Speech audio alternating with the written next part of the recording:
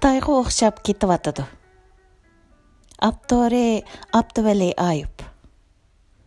Sınıpta buncha ko'p kurt savaqdishim barligini bugun bildim. Telefonlardan qo'yilayotgan bombalarning portlagan, balalarning yig'layotgan, ayollarning cho'qan silishayotgan ovozlari yurakni ezatdi. Nima bo'lganligini bilmagachga so'ramadim.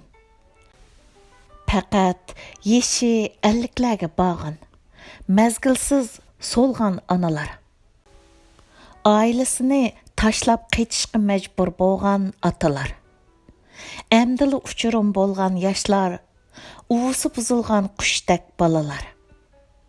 Hamma parishon, hammalarning qapoqlari turuk, ularning ko'zlaridagi yosh, nafrat va g'azabga qarab davomliq yenida turishga amalsiz qoldim. Faqat ularga mencha bu fojiadan butunlay umidsizlikka tushishga hojat yo'q.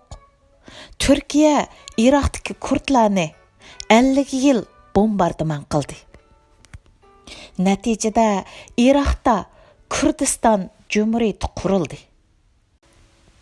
Balkim bu bombardimonmi Suriyada sizlarning bir ittifoqdosh jumhuriyat qurib chiqishinglarga fursat bo'lib qelishi mumkin, dedim. Koridorga chiqishimga sinfdosh bir yosh bola heliqi bombalarning ovoz chiqayotgan sinni menga tangladi. Albatta, zulmga qolg'uchining hol aytib, ishchini bo'shatqisi keladi deganlarni ko'nglimdan o'tkazib, ko'rishga chidamasam-mo bir ko'z yugurtib chiqdim va tasalli aytib mo'rsidan quchoqladim. Faqat uningga kim Xitoyni do'st tutsa, zolimlikni do'st tutgan bo'ladi. Tajovuzchiga sukut qilganlarning qiladigan ishi hamon tajovuz bo'ladi deb tushuncha berib, Shi qassob bilan Erdo'g'anning do'stligini so'zlab berdim. Qahva ichib, sal tinchlanay deb bir xoli bulunga tiqildim. Mendek musofirlar til o'rganadigan bu maktabda o'quvchilar millat bo'yicha o'ltirib qahva ichishmoqda edi. Yig'ilib eng qizg'in munozir qilayotgan o'quvchilar kurdlar.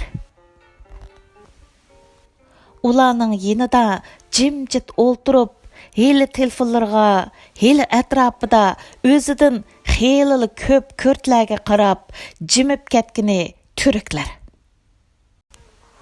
Biri Turkiyada hokim ko'p sonliq millat. Yana biri huquqini talab qilguvchi oz sonliq. Ammo bu yerga ikkilisi panolanguchi bo'lib qechib kelgan. Ikkilisi Erdo'g'anning zulmidan qochqanlikdan dard aytadi. Ikkilisining taqdiri o'xshash. Ularning biri sukutda, yana biri qaynoqliq. Ular bir-birining tilini biladi. Kishilik huquq, adolat va demokratiyaga talpinadi. İçinarlıq yeri bir yerde o'ltirib tasalli berishmaydi. Bir-birini quchoqlamaydi. Kechirim so'rashga tili bormaydi. Ayrim turganda deyisharmish. Ammo undaq bulung pushqaqti qilgan kuskusning og'zining qichqini bosirgandan boshqa foydasi yo'q. Mushundaq taqdirdoshlikmi o'yg'itolmagan marhamatni, hissdoshlikni yana nima o'yg'itar? Turkiyadan qochgan turklar va kurdlarning tortgan zulmi va zulmning sababi o'xshash. U bo'lsa-mu huquqsizlik, demokratiyaga to'liq erisholmaslik, adliyaning hukumatdan mustaqil bo'lmasligi, erkinlikning cheklanishi qatorliqlar. Ammo ularning o'zimi bir-biriga o'zi Turkiyada erishalmagan huquqni bermaydi. Mahrum qalğan şu erkinlik üçün көрüşüvatqan biri, yana birsiga boshqa bir millat bo'lg'achqa, o'zidan hurlik talab qilg'achqa quchoq ochmaydi, dushman ko'ridi, zulmga sukut qiladi, tajovuzni ayıplamaydi. Ming afsus, muhojiratdagi ikki millat ko'rgan zulmning manbasi bir turibmi? Faqat siyosiy qarshi farqliq bo'lg'achqilar, turklar va kurdlar yot elda musofirlikning azobini tetib turibmi, bu hur muhitda bir-biriga kechirim bilan, muhabbat bilan boqmaydi, mardonlarcha quchoqlashmaydi. Balkim kurddek bir millatning hur yashash, hur tanlash, hur so'zlash huquqini e'tirof qilmay o'lib ketishi mumkin ba'zi turk bag'irlarimiz. Ammo sen boshqalarga ravo ko'rmagan erkinlikka, demokratiyaga, adolatga qandoq erisha olaysan? Suriyada kurd mahallasi va uylar urush o'ti bilan kuyib Halbuki biz bu urushni bugunga va Suriyaga mansub qila olmaymiz.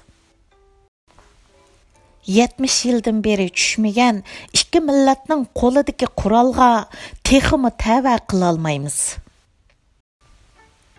Ikki millatning arboblari va hokimlarining tadbirsizligini yagona sabab deyolmaymiz.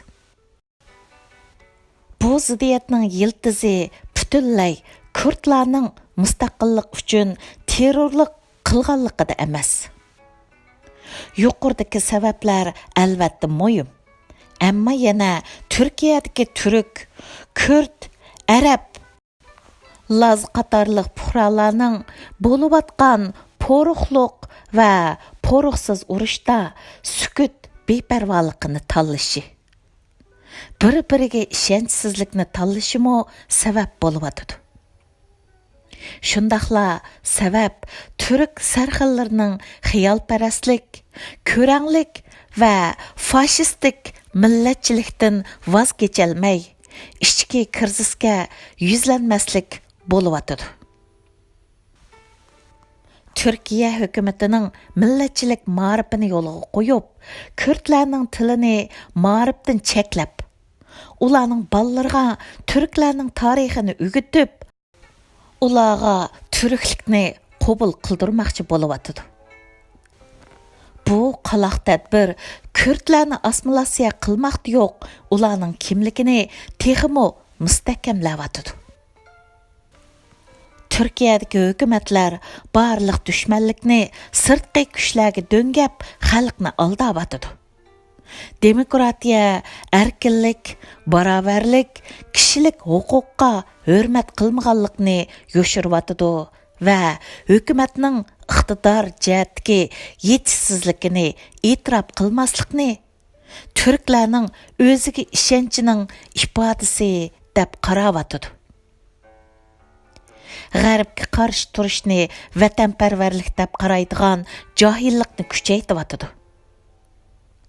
Xitoy Uyg'urga qilgan zulmga bir qism Xitoylar qandoq sukut qilgan bo'lsa, Kurdlarga qilinayotgan zulmga Oq partiya hukumatini qo'llayotgan bir qism Turkiya xalqi sukut qilyotidi.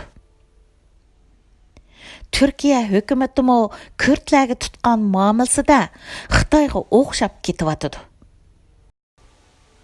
Xuddi muhojiratdagi Xitoylarga o'xshash musofiratdagi turklarmi Suriyaga qilingan tajovuzga sukut qilyotidi.